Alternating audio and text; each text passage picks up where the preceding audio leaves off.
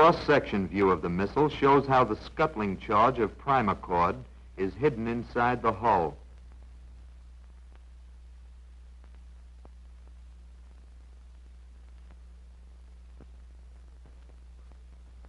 That is the plan, to aim the bow of the missile into the San Pablo.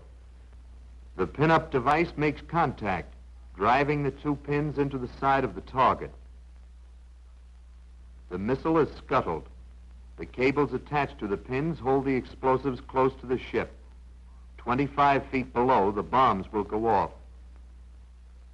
If for any reason the pin-up misses the target, the scuttling charge will still go off so long as contact is effected by the missile at any point. Contact firing switches for that purpose are placed at 4-foot intervals around the gunnels to detonate the primacord. The bombs go in, 14 of them for a total explosive charge of 3,400 pounds. This boat, the A-2, has a capacity of 5,000 pounds. Larger boats are available and can be used for Campbell.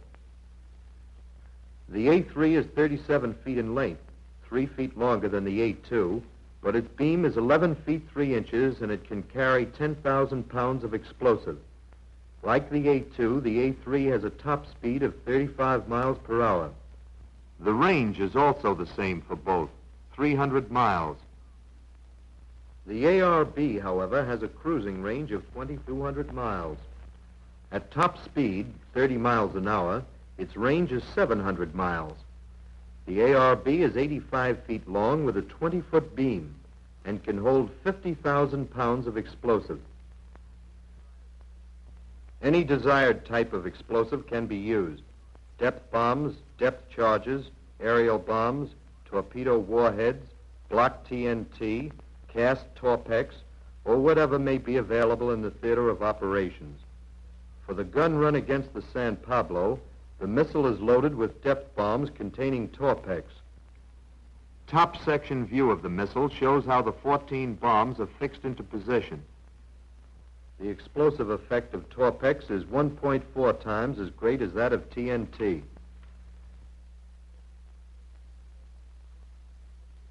The television equipment is brought up. Left to right, conversion unit, transmitter with cabling and wishbone antenna, dynamotor, and junction box. The conversion unit is fitted into an acoustic box. The box excludes sound vibrations which might mar the clarity of the images transmitted.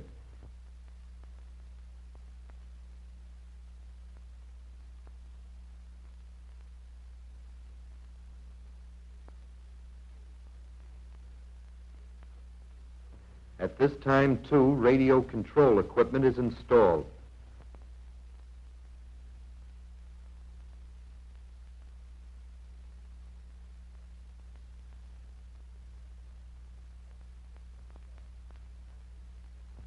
The batteries are kept charged.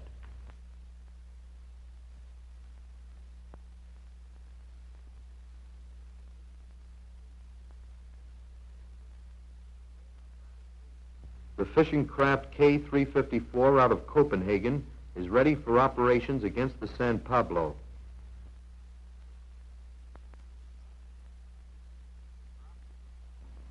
Drop the disguise and the true nature of the craft as an attacking projectile becomes revealed. Television antenna and camera, television transmitter, radio control receiver. The B-17 used as the control plane is quickly fitted out for Campbell. Radio control equipment above. Below, the television receiver. The rubber hood attached to the screen cuts off outside light and permits clear vision. The plane takes off to rendezvous with the K-354.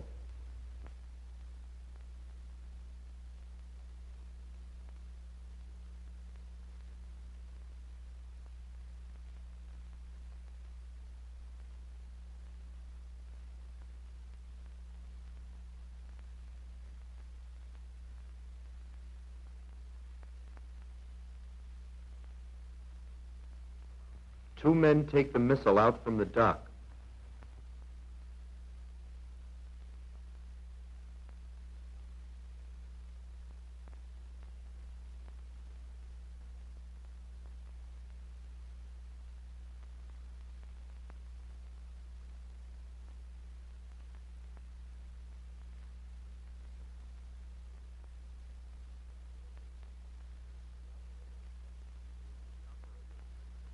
The operator is ready to take over control. The crew of the missile goes overboard, is picked up by the boat from which these shots were taken.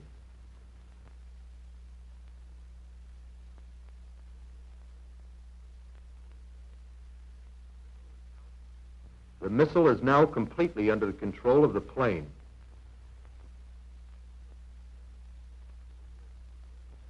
Radio control is easily operated. Different officers take a hand at it. Guided by the television view of the craft's course, the operator steers the missile steadily on its way to the San Pablo. Left rudder, right rudder. Remote radio control also allows the operator to accelerate or reduce speed. A telemetering device fitted up on the missile is recorded by the camera. This device makes it possible for the operator, studying his television screen miles away, to know at all times how fast the boat is going.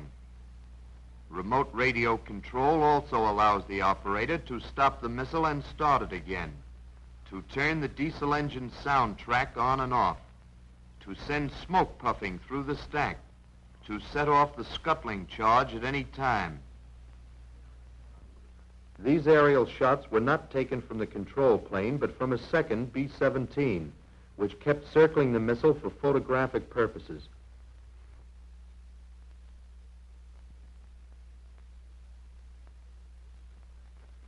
This is exactly what the operator sees on the screen of the television receiver. Note compass foreground, an integral part of the camera on the missile. The compass helps the operator hold a true course. These are actual, unretouched motion pictures of the images transmitted from the missile. They were taken from a second monitor television screen.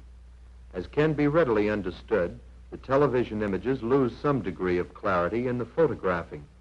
The operator at the television controls sees a much sharper image.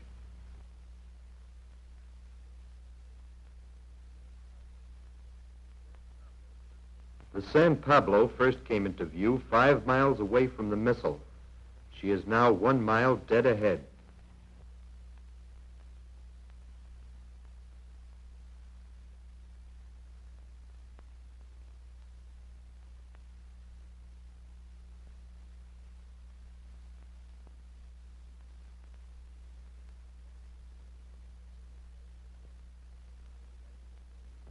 At the actual scene, the missile rides low in the water, is not easily discernible. Middle right. The surface shots were taken from 2 boats anchored at different angles less than a mile from the freighter. The camera plane which took the aerial shots flew in a constant circle, 4,500 feet away from the target, 1,000 feet up.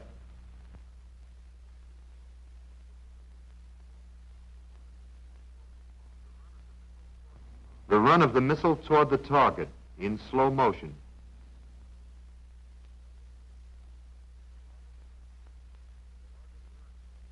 Target run. The San Pablo seen on the television screen from the bow of the missile as it goes right in.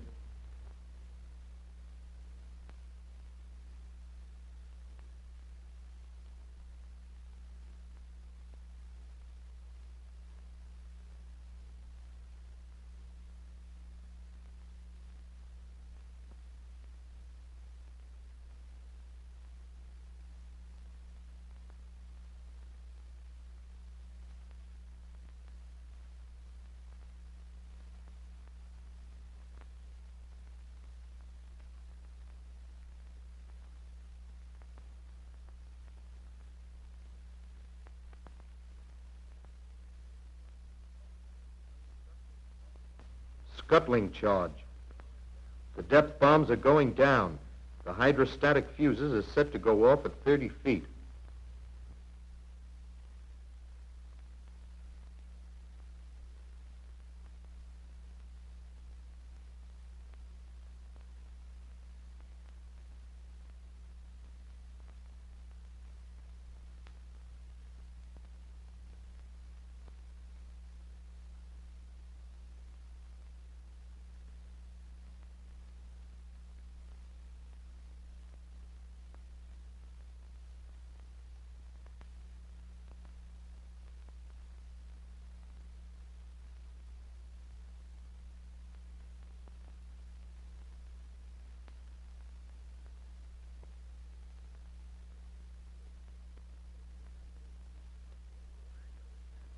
The back of the San Pablo has been broken.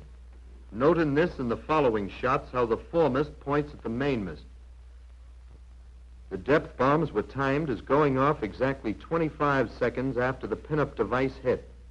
The freighter sank in 1 minute and 40 seconds.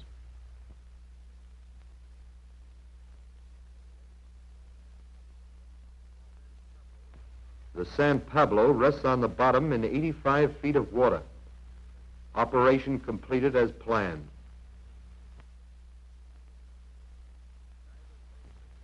Divers later went down to determine the nature of the damage.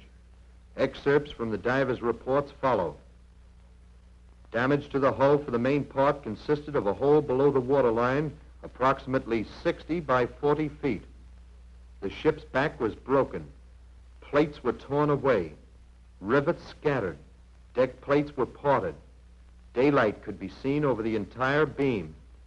The missile itself was destroyed so thoroughly that no information could be gained by the enemy from the debris.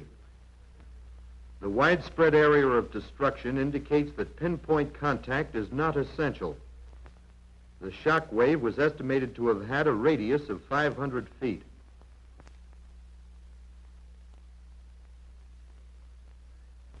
If the disguise of the missile becomes revealed at close quarters, the target can do little by that time to save itself.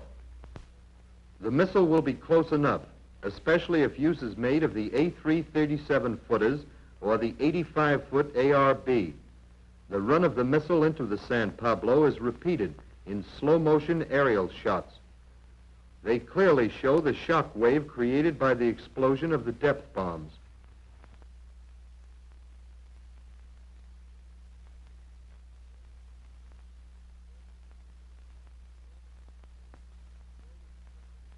Forward scuttling charge. Now the aft scuttling charge.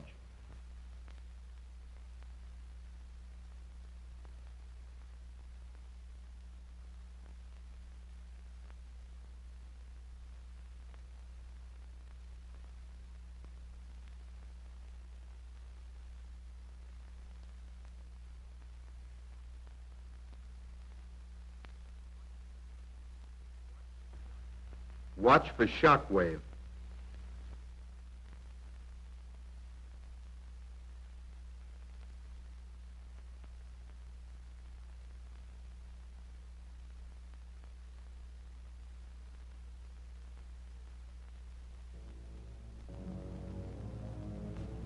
The Campbell missiles are ready for immediate use. Naturally, each operation would have to be individually planned. The nature of the target selected would determine the choice of disguise for the missile, the way of slipping it into enemy waters, the location of control equipment, the type of explosive desired, etc. But a number of A2s, A3s, and ARBs are on hand.